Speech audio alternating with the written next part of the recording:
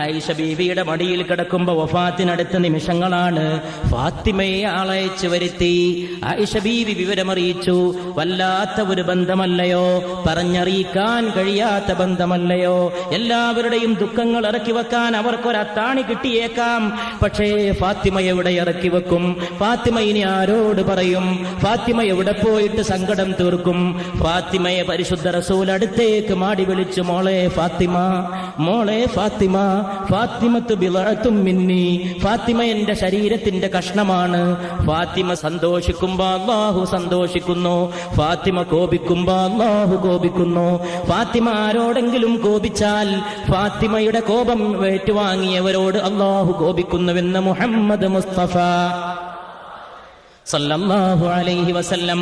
ഫാത്തിമയുടെ മകനായ ഹുസൈനെ നോക്കിക്കൊണ്ട് റസൂൽ, എന്റെ ഹുസൈനെ അല്ലാഹു സ്നേഹിച്ചിരിക്കുന്നു, ഹുസൈനെ സ്നേഹിക്കുന്നവരോട്